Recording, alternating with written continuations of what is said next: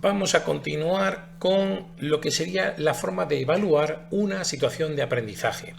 Recordaos que en estos vídeos estoy tratando de explicar algunos tipos de consejos a la hora de, digamos, de la exposición en la defensa de la situación de aprendizaje que vais a presentar algunos de vosotros o habéis presentado, ¿verdad?, para el proceso de oposición.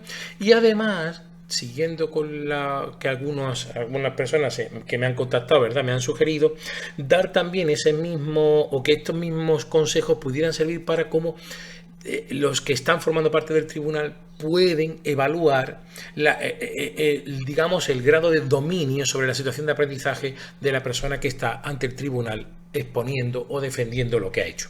Bueno, pues nos vamos a ir ahora, como vemos aquí que son apartados que debe contener la situación de aprendizaje, nos vamos a ir ahora al tercero de los apartados y que va a hablar de las metodologías que se emplean, las metodologías didácticas que se emplean en el diseño de la situación de aprendizaje. En este caso, cuando hablamos de las metodologías, es muy importante, ¿verdad?, tener claro en que el aprendizaje, lo que yo quiero lograr con los estudiantes, va basado precisamente en podríamos decir, la didáctica que yo emplee. La didáctica hay que la definía como el arte de enseñar, ¿verdad? Entonces, aquí es importante que con todo digamos, el rosario de metodologías distintas que podamos tener, debemos hacer una selección que sea, podemos decir, efectiva en el diseño. Y debemos, cuando llegue a este punto, explicar cuáles son las metodologías que yo he seguido en el diseño. Pero, y aquí está el consejo, hay que ser coherentes. Hay que tener coherencia entre lo que digo que estoy aplicando en la situación de aprendizaje y la realidad de cómo se produce el aprendizaje. Algo muy típico. Voy a usar la gamificación y es porque en la situación de aprendizaje he colocado en una actividad, ¿verdad?, un juego del ahorcado. Mire usted, es que eso no es emplear una metodología de gamificación. Eso no es esa metodología. Sí, tú has empleado un juego, pero no sería coherente poner que estoy empleando la metodología de la gamificación en mi situación de aprendizaje. Así que, teniendo esto en cuenta, vamos a ver que, digamos, hay distintos tipos de metodologías. Por ejemplo, estos aprendizajes basados o en el pensamiento, o en problemas, o en proyectos. Puedo, y digamos, adoptar cualquiera de estas metodologías e implementarlas o basarlas para hacer mi diseño de la situación de aprendizaje. También tendríamos el aprendizaje cooperativo o el aprendizaje servicio. Estos son distintos tipos de aprendizajes que pueden ser muy útiles en el diseño de la situación de aprendizaje, y si los he empleado, cuando vaya a defender la situación de aprendizaje tengo que nombrarlos. Además, no estaría de más que pudiera dar una pincelada de en qué consisten, ¿vale? Así que, y después tendríamos otros que, bueno, aparecen ya todos juntos, que sería, por ejemplo, pues la famosa clase invertida, el pensamiento de diseño, la gamificación. También hay quien, por ejemplo, las dinámicas de grupo las pone como aparte. Para mí es aprendizaje cooperativo y colaborativo, ¿vale? Simplemente un pequeño apunte. Si estáis en un nivel de estudiantes que son más jóvenes, más pequeños, por ejemplo, se me ocurre en el nivel de primaria, es mucho más acertado, creo, en según qué, digamos, en según qué materias, en según qué áreas, hablar de aprendizaje cooperativo, ¿vale? ¿Por qué? Pues porque es más la idea que tenemos de lo que sería el trabajo en grupo. Mientras que cuando ya son estudiantes que ya tienen cierta experiencia o son de más edad, quizá es bueno hablar de aprendizaje colaborativo, porque ya no es un trabajo en grupo, es un trabajo en equipo. Podéis buscar bibliografía y veréis que hay una diferencia bastante grande entre una cosa y otra, y a la hora de hacer esta defensa, ese tipo de matices pueden contar mucho. Bien, una vez que tenemos esto claro, estas metodologías, vamos a ver, como siempre, en este caso, cómo lo podría cuadrar en el diseño de la situación de aprendizaje. Yo os voy a poner las estrategias metodológicas y cómo lo puse yo en la situación de aprendizaje que creé. Fijaos que, por ejemplo, se propone el trabajo colaborativo. Aquí veis que ya hay, ¿verdad?, una de estas metodologías para el desarrollo de la situación de aprendizaje. ¿Qué ocurre? Yo hablo de equipos. Yo no solamente digo que voy a poner trabajo colaborativo, sino cómo llevo eso al aula. Los equipos deben ser de un máximo de 4 miembros, mixtos y heterogéneos. Es una buena forma de propiciar una correcta y acertada atención a las necesidades educativas, tal. Los equipos serán autónomos durante el trabajo y la observación directa por parte del docente será la que revele la información útil. Es decir, si yo quiero hacer una defensa de mi metodología, en este caso el trabajo colaborativo, tengo que ser capaz de decir cómo, de forma real, en la situación de aprendizaje, lo voy a aplicar. Después, por ejemplo, tenemos el pensamiento analítico. Es otra metodología. Tomando como base la información contrastada, es la base para tomar decisiones coherentes y conseguir, de ese modo, mejorar las competencias del alumnado. La resolución de problemas contextualizados forma parte del ejercicio científico y brinda la posibilidad tal. Fijaos que nuevamente meto dentro del diseño de la situación de aprendizaje esta metodología y estoy explicando cómo está eso ahí embebido. Y por último, esto es un tip que también creo que es bastante apañado, es hablar de qué hace el docente. En la situación de aprendizaje esta, por ejemplo, el docente tiene un papel de guía y facilitador durante la situación de aprendizaje. Está pendiente, está observando, haciendo intervenciones. Pero, por ejemplo, yo dejo claro que hay momentos en los que puede ser que ofrezca explicaciones breves a los equipos o al gran grupo en momentos puntuales de las sesiones. Eso también se puede decir y no pasa nada, ¿vale?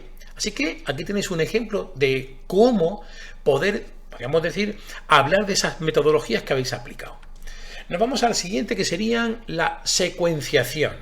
Tenemos también que tener una parte de secuenciación en la situación de aprendizaje. ¿Esto a qué se refiere? Bueno, pues a la descripción del trabajo que vamos a llevar a cabo durante cada sesión de las que están programadas. Por ejemplo, en esta que veíamos eran 5 sesiones, ¿verdad? Pues yo debería poner en cada sesión que voy a hacer. Es decir, siempre lo que hago es el diseño, lo que sería lo que yo pretendo, y después aterrizarlo a cómo lo voy a trabajar en el aula. Claro, si eso lo tengo en cuenta, pues por ejemplo puede ser interesante relacionar el trabajo en el aula con lo que se pretende conseguir. Y además se pueden incluir las técnicas e instrumentos de evaluación si yo hablo de productos de evaluación o de evidencias de aprendizaje en cada sesión, ¿vale? Es decir, yo podría, si quiero, en esta parte de la secuenciación, ya ir metiendo cuáles son las técnicas y los instrumentos que voy a usar en cada sesión, si yo ahí reflejo cuáles son las cosas que voy a evaluar. Bien, voy a hacer lo mismo, ¿verdad?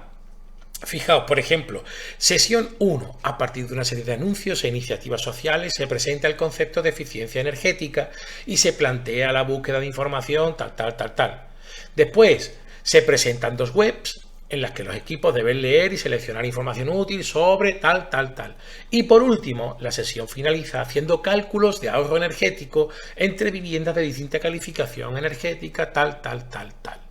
Así que puedes ver aquí cómo en una sesión yo lo que he hecho ha sido poner cómo serían los 3, podríamos decir, momentos en los que voy a ir cambiando la tarea que voy a ir desarrollando. Pero, como he dicho antes, estoy aterrizando, ¿verdad?, a cada una de las sesiones lo que quiero hacer. Por ejemplo, sesión número 3. Empieza la sesión analizando las diferencias entre las etiquetas energéticas anteriores a marzo de 2021 y cómo quedan después de ese momento. Se hace una búsqueda y demás. Después leen información sobre etiquetas en una página del Ministerio de Transición Ecológica y responden a preguntas tipo verdadero o falso que van a ayudar al alumnado a hacer una comprensión y tal. Luego vamos a usar códigos QR para que los equipos puedan rellenar una tabla de información técnica de cada electrodoméstico. Y por último, los equipos van a ver un vídeo interactivo en el que tienen que responder preguntas sobre el proceso de resolución de un problema. En este caso hice un vídeo en el cual se va frenando el vídeo, ¿verdad? Y va preguntando por cosas que ocurren en el vídeo o cosas que tienen que ocurrir en el vídeo. Ellos tienen que ir respondiendo para ver si efectivamente han interiorizado la forma de hacer ese cálculo. Así que ya veis cómo la secuenciación podría quedar. Y nos vamos a ir ya a la última parte. A la última parte de cosas que debe contener una situación de aprendizaje, que sería la evaluación. Aquí estamos, digamos, en el meollo, donde hay la mayoría de las dudas. Bien, la evaluación, cuando hablamos de la evaluación tenemos que hablar, y esto es necesario dejarlo claro en la exposición, tanto de los aprendizajes como de la propia situación de aprendizaje. Y eso sería muy buena idea, que al tribunal no le quede ninguna duda. De otro lado, el tribunal tiene que estar pendiente de que no solamente hay que evaluar al alumnado en la situación de aprendizaje, sino que la situación de aprendizaje tiene que tener los mecanismos para que pueda ser evaluada y pueda ser modificada o mejorada.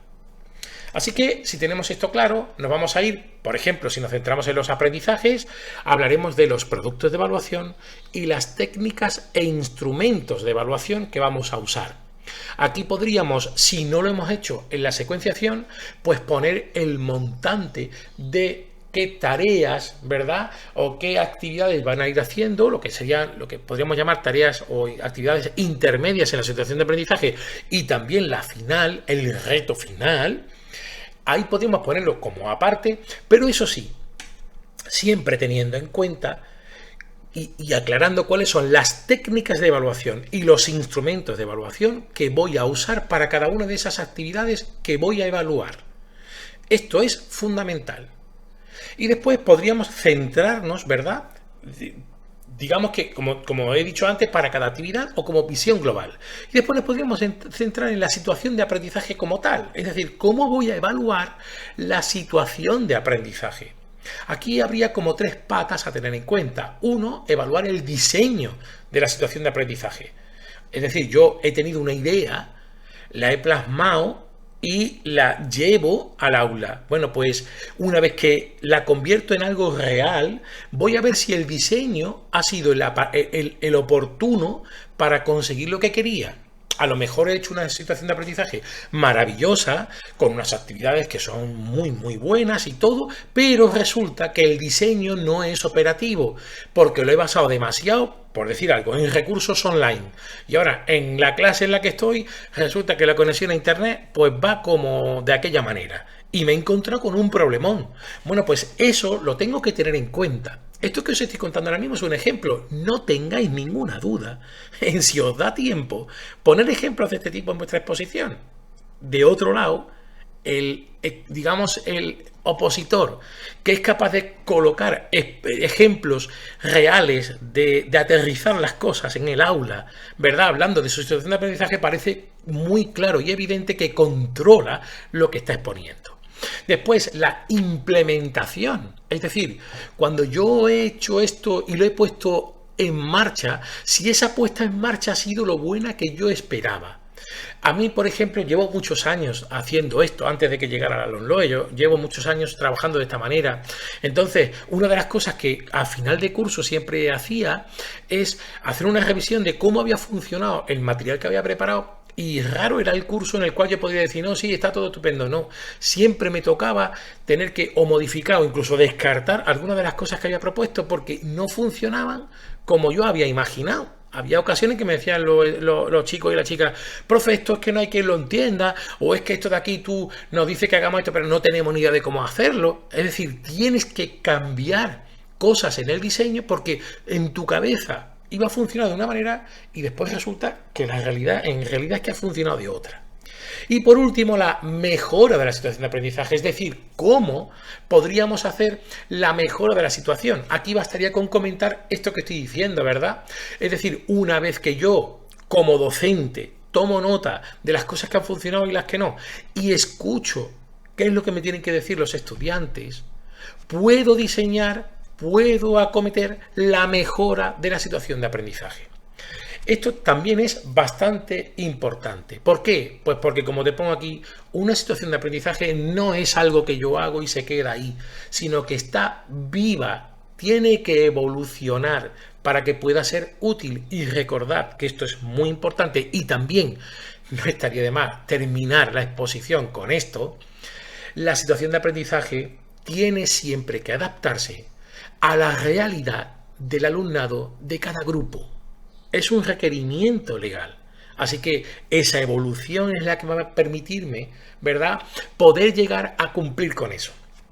Y seguro, para terminar, que alguien estará pensando, ¿y el DUA? ¿Dónde ha metido el DUA? Yo el DUA lo dejaría para el final. ¿Por qué? Pues porque la LOMLOE me manda una cosa imperativa. Tengo que atender la individualidad del alumnado. Y eso hace que si quiero hacer una buena situación de aprendizaje, tengo que pensar en un diseño que incluya a todos. Y con todo y con eso, no lo voy a conseguir. En la mayoría de los casos me encontraré con que se me escapa algo. Por eso es importante esta evaluación de la situación de aprendizaje. El diseño universal para el aprendizaje es diseñar una situación de aprendizaje pensando en que todos puedan caber. Hay vídeos en este canal, en la lista de reproducción LOMLOE, que os habla sobre ello, no voy a insistir. Pero sí que es buena idea dejar eso claro en tu exposición, que el tribunal no le quepa duda. A mí no se me ha olvidado el DUA. El DUA lo llevo en el diseño mismo de la situación de aprendizaje. Pero que yo cuente con que voy así a atender a un posible crío que tenga problemas visuales, otro que pueda tener problemas auditivos, que yo cuente con eso es una cosa, y que la realidad en el aula después me lo desmienta es otra. Y para eso está esta última parte que estoy hablando. Cuando me percato de que, por ejemplo, no tuve en cuenta que podría tener algún crío en clase que tuviera especial dificultad a la hora de leer, y tengo que modificar el recurso y meter algunos apartados más de lectura facilitada para que pueda sumarse. O que cierta actividad de evaluación resulta que la he cerrado demasiado y he pedido que me hagan un videoblog de algo que han hecho en clase, ¿verdad? O que se graben en un vídeo, y resulta que hay críos que no tienen esa posibilidad, u otros que prefieren hacer, yo qué sé, expresarlo mediante un teatro. Pues quizá deba abrir el producto de evaluación para que puedan evidenciar sus aprendizajes de diversa manera. Eso también es el DUA. Bueno, pues con esto he terminado los vídeos, espero que te hayan gustado. Si es así, por favor, le das al me gusta, y si te suscribes al canal, pues me ayudarás a poder seguir haciendo vídeos como este. Muchas gracias.